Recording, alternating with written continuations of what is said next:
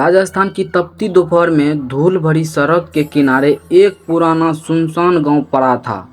भानगढ़ जैसा नाम नहीं, पर उतना ही डरावना। गांव का नाम था कजरिया। यहाँ सालों से कोई बसने की हिम्मत नहीं करता था। लोग कहते हैं कि यहाँ 100 साल पुराना चलता फिरता कंकाल रात में खेतों के बीच घूमता है, और जो उसे देख लेता है वो 7 दिन से ज़्यादा जिंदा नहीं रहता। कहानी की शुरुआत होती है अर्जुन से। तो चलिए आज अर्जुन के नज़रिया से कहानी को सुनते हैं। आप लोग अपने नाम पे यदि स्टोरी, हॉरर स्टोरी बनाना चाहते हैं तो अपना नाम कमेंट ज़रूर कीजिएगा। तो चलिए कहानी को शुरुआत करते हैं। शहर का एक 25 साल का फोटोग्राफर, उसे सुनसान जगहों का तस्वीर खींचने का शौक था। एक दिन उसे अपने दोस्त रवि से पता चला कि कजरिया गांव के खंडहरों में पुराने हवेलियों और मंदिरों के अवशेष हैं जो कैमरे में कमाल दिखेंगे। अर्जुन, वहां मत जाना। वहां रात में एक कंकाल चलता है जिसकी आंखों से अजीब हरी रोशनी निकलती है। जो उसे देखे वो भाई, भूत ऊत कुछ नहीं होते, बस तू देख मेरी फोटो, इस बार अवार्ड जीतेंगे। शाम ढलते ही अर्जुन अपनी जीप लेकर गांव की ओर चल पड़ा। रास्ते में अजीब सा सन्नाटा था। हवा भी जैसे रुक रुक कर चल रही थी। गांव पहुंचते ही उसने देखा टूटी हुई हवेलियां में दरारों से हवा सीटी बजा रही थी। दूर मंदिर के शिखर पर कोई बैठे थे, लेकिन एक भी आवाज नहीं कर रहे थे। अर्जुन ने कैमरा निकाला और क्लिक करना शुरू किया। तभी उसकी नज़र एक पुराने कुएं पर पड़ी।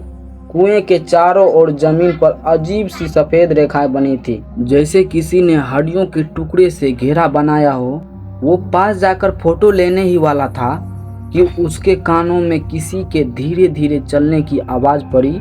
खट खट खट खट। वो आवाज़ कुएं के भीतर से आ रही थी। अर्जुन ने टॉर्च जलाकर कुएं में झांका और अचानक एक सफ़ेद हड्डियां से बना हाथ ऊपर की ओर लपका। अर्जुन का दिल जोर जोर से धड़कने लगा। टॉर्च की रोशनी में वो हाथ साफ दिख रहा था। चमड़ी का नामो निशान नहीं, सिर्फ सफ़ेद हड्डियां और उंगलियों के सिर तेज, जैसे नुकीले पंजे हों। हाथ धीरे धीरे वापस कुएं में चीख रहा था, लेकिन आवाज़ जारी रही। खट खट खट खट, जैसे कोई भारी चीज घिसटते हुए ऊपर चढ़ रही हो। अर्जुन ने जल्दी से कैमरे का शटर दबाया, लेकिन फ्लैश के बाद उसकी टॉर्च झिलमिलाई और बुझ गई। चारों तरफ गाढ़ा अंधेरा। उसने कांपते हाथों से टॉर्च ठीक करने की कोशिश की। तभी पीछे से ठंडी हवा का झोंका आया और हाथ में धीमी फुसफुसाहट, तू यहाँ क्यों आया? अर्जुन घूमकर देखने लगा, लेकिन कोई नहीं था।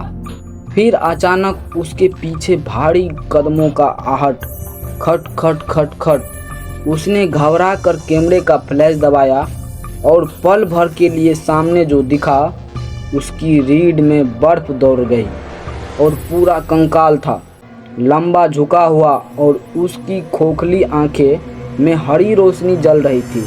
हर सांस पर उसकी पसलियों के बीच हवा सीटी बजाती थी। अर्जुन पीछे हटने लगा, लेकिन कंकाल ने अजीब सी गूंजती हुई आवाज़ में कहा, 100 साल से मैं इस गांव में चलता हूँ। जो भी मुझे देखता है उसकी रूह मेरे साथ चलने लगती है। अर्जुन ने दौड़ लगाई, लेकिन उसके पैर जैसे भारी हो गए थे।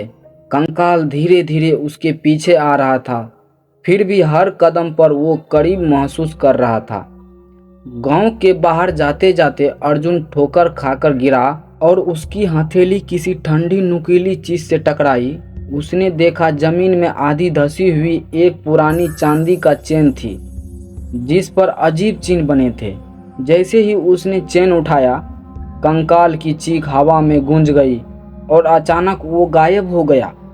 अर्जुन हाँफता हुआ गांव से बाहर निकल गया, लेकिन उस रात अपने कमरे में जब उसने कैमरे की तस्वीरें देखी, हर फोटो के पीछे धुंधली परत में वही कंकाल खड़ा था। यहाँ तक कि वो फोटो भी जो उसने अपने कैमरे में खींची थी। अर्जुन अब डर के साथ साथ जिज्ञासा से भी भर गया था। अगले दिन वो रवि के पास गया और चेन दिखाकर पूछा, ये क्या है? और वो कंकाल, वो मुझे क्यों पीछा कर रहा है? रवि का चेहरा सफ़ेद पड़ गया।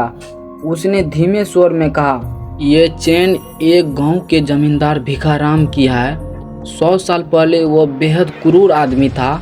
उसने गांव वाले पर अत्याचार किया और एक रात एक साधु ने उसे श्राप दिया, तेरी आत्मा तेरे शरीर से निकलकर हड्डियों के ढांचे में कैद रहेगी। अब तक कोई तेरी चैन उठाकर तुझे मुक्ति न दे, लेकिन श्राप में एक शर्त थी, जो भी ये चैन उठाएगा कंकाल उसकी आत्मा लेने आएगा, जब तक वो उस श्राप को ख़त्म करने का तरीका न ढूंढ ले। अर्जुन समझ गया कि अब वो भी फंस चुका है। उसकी आंखों के नीचे काले घेरे पड़ चुके थे, क्योंकि हर रात उसके कमरे में वही खट खट खट की आवाज़ गूंजती थी और दरवाजे के पास हरी आंखें चमकती थी। उसने तय किया इस शराब को ख़त्म करना होगा। रवि ने उसे बताया कि उस साधु की समाधि पास के जंगल में है और वहीं शायद उसका उपाय मिलेगा। रात में टॉर्च और कैमरा लेकर अर्जुन जंगल पहुंचा। अंधेरे में झिंगुरे की आवाज़ थी, लेकिन उसके पैरों के नीचे पत्ते दबाने की आवाज़ से भी ज़्यादा साफ थी। पीछे से आती हड्डियां की खड़बड़ाहट। वे तेज चला, फिर दौड़ने लगा।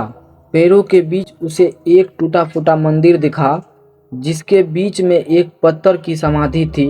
समाधि पर लिखे शब्द धुंधले थे, लेकिन इतना साफ था, शराब तोड़ेगा वही जो बिना डरे हड्डियों की आंखों में देख सके। अर्जुन ने पीछे मुड़कर देखा। कंकाल अब मंदिर के दरवाजे पर था। उसकी हरी आंखें और भी तेज जल रही थी। कंकाल धीरे धीरे अर्जुन की ओर बढ़ा।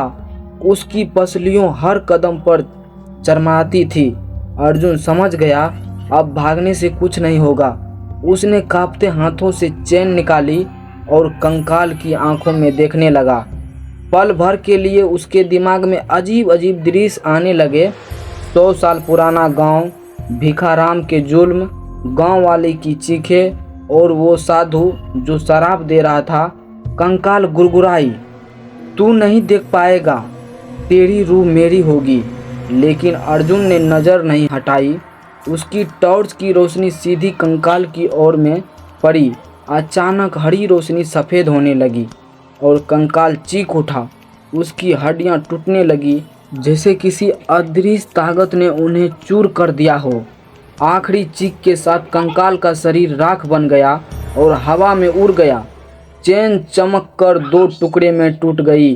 अर्जुन वहीं बैठा रहा, हाँफता हुआ। सब खत्म हो चुका था, या शायद नहीं, क्योंकि घर लौटकर उसने कैमरे में आखिरी फोटो देखी। उसमें वो खुद खड़ा था, लेकिन पीछे उसके ही कैमरे के कोने में 2 हरी आंखें चमक रही थी।